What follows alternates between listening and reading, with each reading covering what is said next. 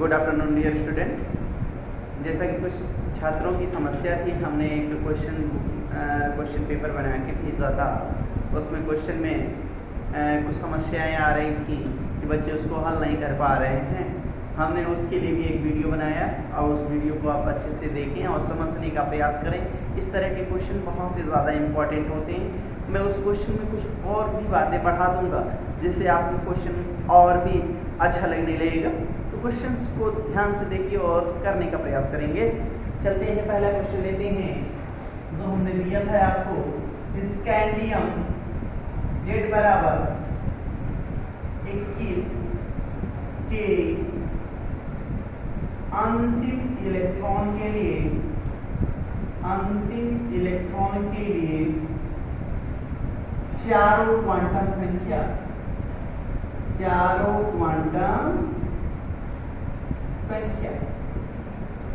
निकालना है। तो क्या करेंगे, पहले स्कैंडियम का क्या कर लेंगे, इलेक्ट्रॉनिक विन्यास।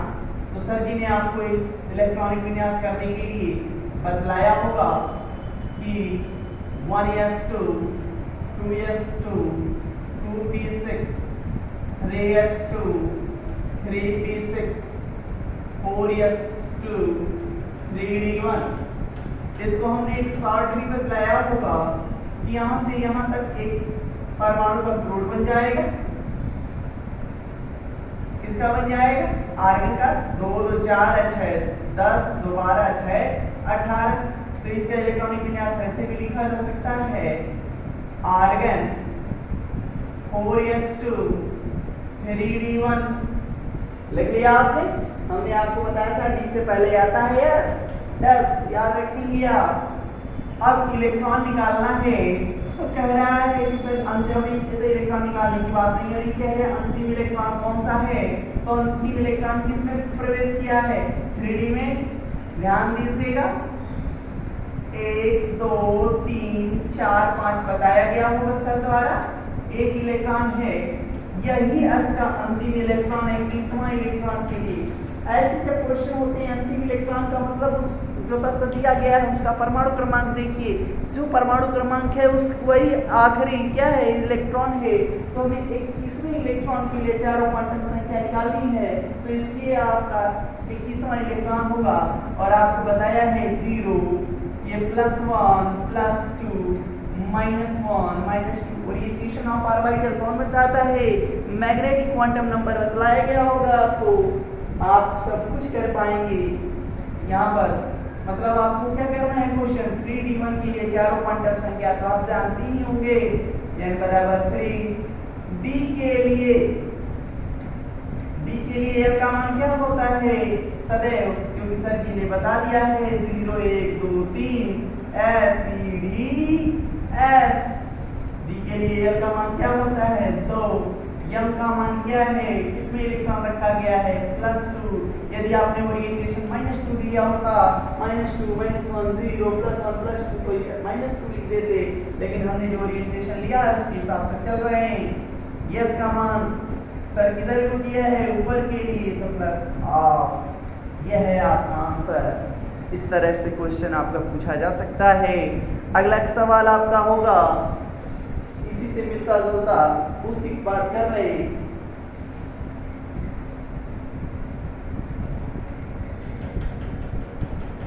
क्वेश्चन नंबर 2 हमने दिया था क्लोरीन Z बराबर कितना 17 के लिए के अंतिम इलेक्ट्रॉन के लिए चारों क्वांटम संख्या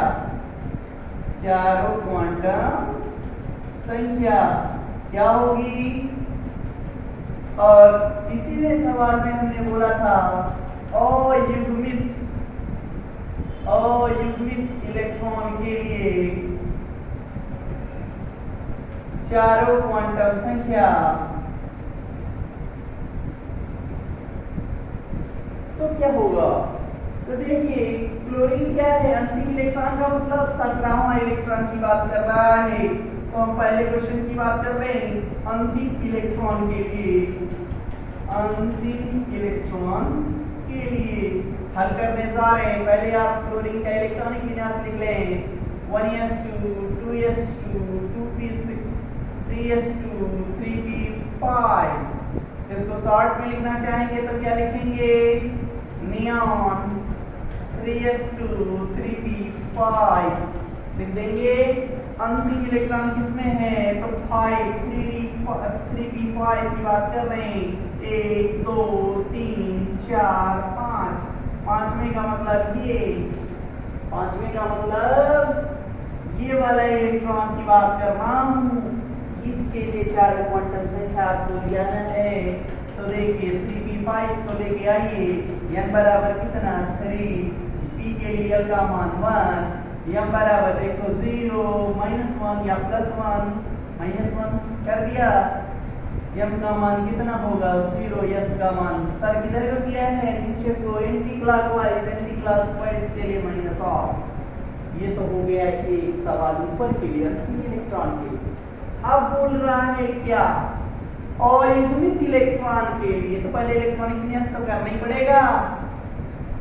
1s2 2s2 2p6 3s2 3p5 अंतिम में ही खोजना अयुग्मित, पहले नहीं मिलेगा 1 2 3 हो गया।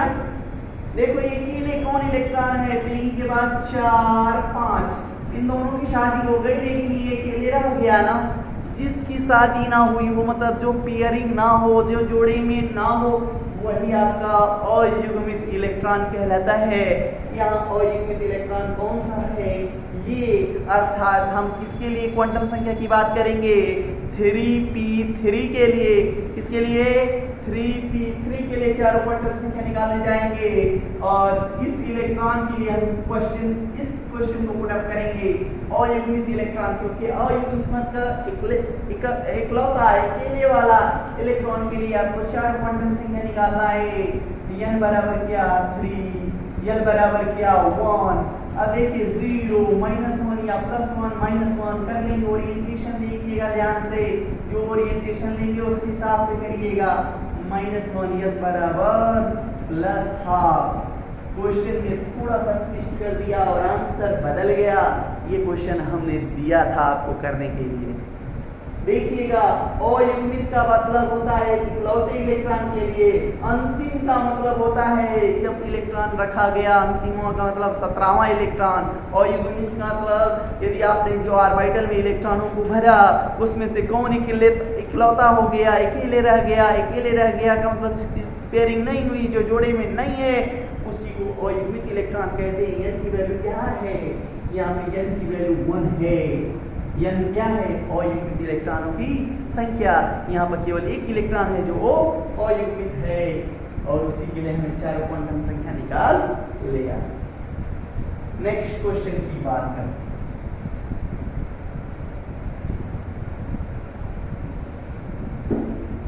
नेक्स्ट क्वेश्चन दिया गया था हमारे द्वारा नाइट्रोजन Z बराबर 7 के 5वें इलेक्ट्रॉन के लिए 4 क्वांटम संख्या। इस तरह के सवाल आपके एक्सरसाइज में भरे पड़े हैं, हमने कुछ छांटे और आपको दिए, नहीं लगा पाए आप, इसका मतलब पढ़ नहीं रहे आप मन से। नाइट्रोजन 7 1s2 2s2 2p3 यही ना होगा 7 के लिए इलेक्ट्रॉनिक विन्यास। अंतिम की बात नहीं कर रहा है। देखिए 2 इलेक्ट्रॉन, पहला दूसरा तीसरा चौथा 5वां 6वां 7वां। कौन 5वां इलेक्ट्रॉन है, देखिए यहां से गिनेंगे 1 2 3 4 5, ये है 5वां इलेक्ट्रॉन। इस 5वां इलेक्ट्रॉन का अर्थात क्या है 2p1 का मतलब है 2p1 के लिए 4 क्वांटम संख्या निकाल दो, यही आंसर हो जाएगा। n बराबर 2, p के लिए l का मान 1, m बराबर देखो 0 +1 -1, m का मान +1, s बराबर +½ दैट इज आंसर। इसके लिए नाइट्रोजन के लिए नाइट्रोजन 7 के लिए 7 के 5वें इलेक्ट्रॉन के लिए 4 क्वांटम संख्या निकालना हो तो ये छठे के लिए निकालना होगा तो m का मान क्या हो जाएगा 0 सम्मान हो जाएगा। 7वें अंतिम इलेक्ट्रॉन के लिए होगा तो m का मान -1 लिख देंगे, हल हो जाएगा। प्रयास करेंगे, इस तरह के और सवाल भी दिए जाएंगे हमारे द्वारा करने के लिए। अब रही अंतिम बात, अंतिम क्वेश्चन, चौथा और पांचवा एक समान क्वेश्चन थे, उस सवाल पर भी हम डिस्कस कर रहे हैं। क्या था सवाल देखिएगा, CR 24 पे 3 प्लस Z बराबर 24 दे ही दिया था हमने। तब पहले इलेक्ट्रॉनिक विन्यास लिखना है और अयुग्मित इलेक्ट्रॉनों की संख्या बतलानी है। अब हम साथ ही साथ अयुग्मित इलेक्ट्रॉन आ गए तो उनके चुंबकीय व्यवहार की भी बात करना सिखा दें। इस चैप्टर में ये टॉपिक नहीं हमने टच किया था, उस टॉपिक को भी हम यहाँ पे बता दें, ध्यान दीजिएगा। आर्गन 4s1 3d5 24 के लिए होता है, क्योंकि Cr क्या है, अपवाद है। इलेक्ट्रॉनिक विन्यास तो हमने 24 का लिखा। कितने इलेक्ट्रॉन निकालने हैं, 3 इलेक्ट्रॉन निकालने हैं। तो देखो बता दे बाबू, इधर ध्यान देना। न्यूक्लियस पहला, सबसे पहला ऑर्बिटल, दूसरा, तीसरा, चौथा, ये सारे के सारे सेल की मैं बात कर रहा हूं। इसके अंदर ऑर्बिटल होंगे, सेल सेल सेल दिख रहे हैं आपको, के एल एम और एन, पहला, दूसरा, तीसरा और चौथा। कौन बाहरी है, चौथा। पहले चौथे से इलेक्ट्रॉन निकालना, फिर तीसरे से इलेक्ट्रॉन निकालना। तो यहाँ पर कितने इलेक्ट्रॉन निकालने हैं, 3। तो पहले इसमें से गायब कर दीजिए, 1 निकाल दिया। अब कितने निकालने हैं, 2 और निकालने हैं, 2 और निकालना है तो 2 यहाँ से निकाल दिया तो कितना हो गया 3d3। अब देखिए 24 का इलेक्ट्रॉनिक विन्यास 3 प्लस के साथ सही है क्या, 18 और 3 21। 21 हो गया कि नहीं, 24 में से 3 निकाल दीजिए, 21 का इलेक्ट्रॉनिक विन्यास लिखा गया है। याद रखिएगा डी से पहले आता है यस, तो डस वाली बात होगी, खतरे की घंटी। जब भी डी ऑर्बिटल से इलेक्ट्रॉन निकालने, मतलब डी ऑर्बिटल मतलब डी आपके डी ब्लॉक के जो भी तत्व रहेंगे, आयन रहेंगे, उसमें से इलेक्ट्रॉन निकालना होगा। तो इलेक्ट्रॉन हमेशा आउटर मोस्ट ऑर्बिट से निकलेगा, न कि इनर मोस्ट ऑर्बिट से निकलेगा। जो बाहरी सेल होगा, बाहरी कोश होगा, उसी से इलेक्ट्रॉन पहले निकालना, पहले एस से इलेक्ट्रॉन निकालना, तब डी से निकालना। गलती होने के चांसेस हो जाएंगे 0, ध्यान दियो। अब अयुग्मित की बात कर रहा है, डी में कितने ऑर्बिटल, तो आपने सर जी बताया होगा सर 5 होते हैं, 0 +1 +2 -1 -2 आ गया क्या, यही ना होते हैं, पहला इलेक्ट्रॉन, दूसरा, तीसरा। कैट हुए अकेले हैं 3, n बराबर कितना हो गया 3, यही आंसर। अयुग्मित इलेक्ट्रॉनों की संख्या निकल गई 3। अब कह रहा है कि यदि अयुग्मित इलेक्ट्रॉन हैं तो उनके चुंबकीय व्यवहार की बात करो, तो याद रख लो, अब बतलाने जा रहे हैं जो बात, 2 तरह का चुंबकीय व्यवहार की बात करना है आपको। 2 कौन कौन सा, यदि युग्मित इलेक्ट्रॉन होंगे, यदि कक्षकों में युग्मित इलेक्ट्रॉन होंगे तो उसका व्यवहार होगा डायामैग्नेटिक। डायामैग्नेटिक का मतलब चुंबक से दूर भागेगा, चुंबकीय क्षेत्र में ले जाने पर वह चुंबक से क्या होगा, दूर भागेगा, प्रतिचुंबकीय होगा, और साथ ही साथ रंगहीन होगा, क्योंकि वो तो जोड़े में है, शादी के लिए दूसरे तरफ लाइन तो नहीं मारेगा ना, अकेले है, रंगहीन रहेगा, उदासीन पड़ा रहेगा। लेकिन इन केस यदि उसमें उस ऑर्बिटल में सिंगल इलेक्ट्रॉन दिख जाए तो यह पराई की तरफ ध्यान देगा।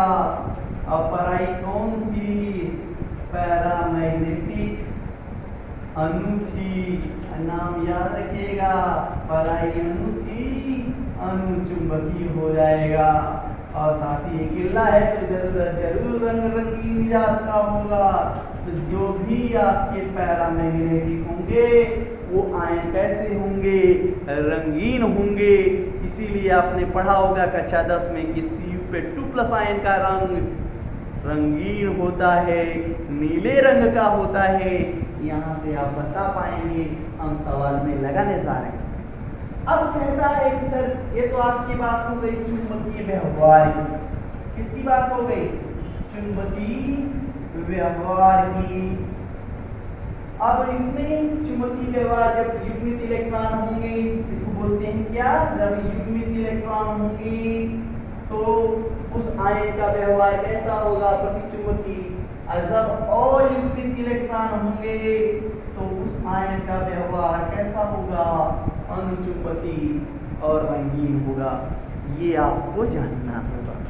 अब कहते हैं कि सर चुंबकीय आघूर्ण की गणना कैसे करेंगे? तो चुंबकीय आघूर्ण की गणना बोहर साहब ने बतलाया। चुंबकीय आघूर्ण को म्यू से प्रदर्शित करते हैं।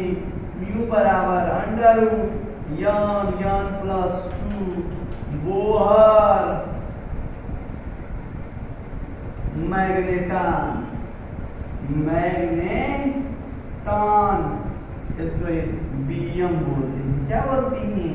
बीएम। जैसे न्यूटन ने खोजा तो बल को खोजा न्यूटन ने, तो न्यूटन उसका मात्रक हो गया, तो बोहर ने दिया, इसलिए बोहर मैग्नेटॉन हो गया। इसकी यूनिट है, इकाई है, मात्रक है। चुंबकीय आघूर्ण का मात्रक क्या होता है? बीएम। इससे आप निकाल पाएंगे।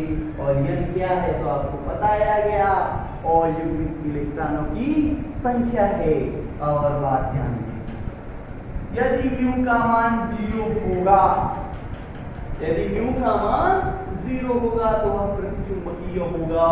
यदि म्यू का मान 0 से अधिक कुछ भी दशमलव में आए, 2 दशमलव, 3 दशमलव, 5 दशमलव आए, तो वह क्या होगा? अनुचुंबकीय होगा। इतनी बातें समझ में आ गई। तो सवाल लगाने की बात आती है, एक चार्ट बताते हैं, उस चार्ट में सारा का सारा हल आपको दिखलाते हैं। ठीक है?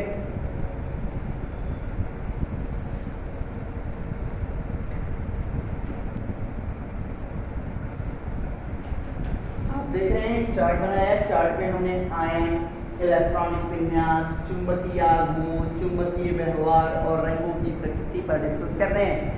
हम कुछ फ्यू एग्जाम्पल्स लेते हैं, उन पर बात करेंगे, उन एग्जाम्पल को बताएंगे, पूरा स्टेप ध्यान से रखेंगे। इसके बाद आपके चार्ट में दिया गया है, या हम दोबारा जो क्वेश्चन स्प्रेड आउट करेंगे देंगे, उसको हल करने का प्रयास करिएगा। और फिर जो समस्याएं बेझिझक पूछिएगा, हम अब एकदम आपको अच्छी वीडियो देने का प्रयास करेंगे, जैसे आपका नॉलेज बढ़ सके। हम जितना होगा अथक प्रयास करेंगे आपके लिए। शिक्षक दिवस आज है, और आज आप लोगों को हमने वादा भी किया था, तो हम वादे पे खरा उतरने का प्रयास करेंगे। हम आपको अच्छी वीडियो देना चाहते हैं जिससे आपका भविष्य संवरे। ठीक है? एक शिक्षक का परम कर्तव्य होता है कि अपने छात्रों का सर्वांगीण विकास कर सके। इसलिए हम चाहते हैं हमारे पास जो कुछ है वो थोड़ा सा ही है, हम आपको अच्छे से दे पाएँ, समझा पाएँ, सिखा पाएँ। बात करते हैं, चले कुछ एग्जाम्पल्स की बात। स्कैंडियम 21 पे 3+ दिख रहा है। अब इसका इलेक्ट्रॉनिक विन्यास पहले हमने आपको बताया था, इलेक्ट्रॉनिक विन्यास लिख लेना। आर्गन 3s2 और 4s2 3d1। 21 है, तरीका है आर्गन लिख के 21 से लेकर 30 तक लिखना होगा। 29 तक तो आसानी से आप ऐसे ट्रिक बना के लिख लोगे तरीके से। अपवादों को ध्यान में रखकर हम वो भी आपको बता देंगे। 21 कितने इलेक्ट्रॉन निकालना है? 2। तो पहले चौथे से निकलेगा, 2 निकाल दिया, फिर इससे निकलेगा। इसमें कोई इलेक्ट्रॉन बचा क्या? नहीं। और ये तो आपका जान ही रहे हैं, इसका भीतरी कोश क्या होता है? समृद्ध होता है, भरा हुआ होता है, अर्थात इसमें सारे के सारे क्या हैं? पेयर्ड हैं। क्या हैं? पेयर्ड हैं। और युग्मित इलेक्ट्रॉन कितने हो जाएंगे बता दो बाबू? और युग्मित इलेक्ट्रॉन 0, यानी कि वैल्यू कितनी हो जाएगी? 0। और चुंबकीय आघूर्ण का मान म्यू बराबर अंडर रूट n प्लस 2 बताई गई है निकालने का तरीका। आप इससे हल करोगे तो म्यू का मान क्या आएगा 0 0 धन 2 आंसर क्या आएगा 0 bm। चुंबकीय व्यवहार का मान 0 आ गया तो कैसा होगा प्रति चुंबकीय होगा, हिंदी में अंग्रेजी में डायामैग्नेटिक होगा। और रंगन की प्रवृत्ति कैसी होगी रंगहीन होगी। इतनी बात समझ में आई। अब कुछ एग्जांपल्स और लेते हैं। टाइटेनियम पे 3+ लिख दिया गया, टाइटेनियम पे 3+ लिख दिया। इसका इलेक्ट्रॉनिक विन्यास 22 है ना, देखिए आर्गन 4s2 3d2 देखिए 22 हो गया। अब इसमें चेक करें क्या करना है, 3 इलेक्ट्रॉन तो 2 इसमें से निकल जाएगा और 1 इसमें से निकलेगा तो कितना बच गया 3d1। इलेक्ट्रॉन की बात हो रही है और युग्मित इलेक्ट्रॉन की बात हो रही है, एक किल्ला मिल गया ना तो m की वैल्यू क्या आ जाएगी 1। म्यू का मान हल नहीं कर पाएंगे, क्या 1 1 + 2 √3। यहाँ पर भी कर सकते हैं, हल करना चाहें तो 7 3 2 bm। यदि म्यू का मान 0 से अधिक आता है तो क्या हो जाएगा अनुचुंबकीय, क्या हो जाएगा अनुचुंबकीय। और रंगों की प्रवृत्ति में चले जाएं कैसे हो जाएंगे रंगीन हो जाएंगे। बात करते हैं अगला एग्जांपल ले लेते हैं Fe 26 पे 2+। ध्यान से देखते रहिएगा, बाकी सब आप करिएगा। आर्गन 4s2 3d6 देखिए आप दिख रहा है 26 डी से पहले यस लगा, ये 3 तो एक ज्यादा वाला। अब कहता है कि सर इसमें तो पेड़ है पूरा का पूरा भरा है तो देखना ही नहीं, लेकिन वहां से भी नहीं मतलब अभी तो क्या है इस पे प्लस, वो भी तो ध्यान देना है। 2 प्लस तो 2 में से निकाल दीजिए, काम खत्म। अब डी में बचा, डी में देख लीजिए 1 2 3 4 5 हो गया, 1 2 3 4 5 6। एक की तो शादी हो गई, बाकी कितने रह गए जिसकी नहीं हुई 3 4 3 की 4 और युग्मित इलेक्ट्रॉन की संख्या हो गई 4। म्यू बराबर 4 4 + 2 बराबर √ कितना 6 चौके 24 कितना आ जाएगा 4.84 bm। हल कर लीजिएगा, अनुचुंबकीय होगा रंगीन। अभी बात करते हैं Fe पे 3+ आ जाए तो भैया क्या करेंगे। आर्गन 4s2 3d6 होता है, कितने निकालने हैं 3 तो 2 तो इसमें से निकलेगा, 1 तो इसमें से निकल जाएगा, कितना हो जाएगा 5 हो जाएगा। और युग्मित इलेक्ट्रॉनों की बात होती है 1 2 3 4 5 1 2 3 4 5 n बराबर कितना 5 पांचवें किले हैं। म्यू का मान क्या हो जाएगा √5 5 + 2 √ कितना 35 5.92 bm। 8 6 या 8 9 आएगा, देख लीजिएगा, हल कर लीजिएगा। हमारे कहने पे ना जाइएगा, 4.90 कर लीजिएगा इसको 909 ठीक। हल करिएगा, इसका वर्गमूल निकाल के अप्रॉक्स बतला दिया। ये भी कैसा हो जाएगा अनुचुंबकीय रंगीन। बात करते हैं Cu पे 2+ आयन, अभी बताया रंगीन क्यों होता है। आर्गन 4s1 देखिए कुत्ता है 3d10 होता है, 2+ है, एक इसमें से निकलेगा और एक इसमें से निकलेगा। अब कितना हो गया देखो बाबू, ध्यान से देखिएगा 1 2 3 4 5 6 7 8 9 एक और युग्मित इलेक्ट्रॉन बच गया n बराबर 1। म्यू का मान आ गया 1.732। कहाँ हल किए हैं ऊपर देखिएगा, ये भी क्या हो जाएगा इसके लिए इसका रंग नीला होता है। और Cu पे प्लस कैसा होता है तो रंगहीन होता है। और कैसे सर, तो वो भी बतला देंगे 3D 10 देख लीजिए। और यह समान 3D 9 होता है, 3D 10 होता है 29 का। अब इसमें n की वैल्यू निकालनी है तो देखो d के सारे क्या हैं, पेयर्ड हैं। 2 2 4 2 6 2 8 2 10 पेयर्ड है सब। n की वैल्यू कितनी होगी 0, म्यू का वैल्यू 0, क्या हो जाएगा प्रतिचुंबकी, प्रतिचुंबकी। और ये क्या हो जाएगा रंगहीन। Zn के लिए भी निकालेंगे 30 वाला तो यही आएगा argon 4s2 4s0 3d 10 n की वैल्यू 0, म्यू बराबर 0 प्रतिचुंबक। ये हुआ चार्ट, आप फिर से देख लीजिए। इसी तरह हल करना होगा। यदि किसी का भी एक आपको पर्टिकुलर इकाइन पूछा जाए तो हमने चार्ट समराइज कर दिया ताकि आपको समझने में सहूलियत हो सके।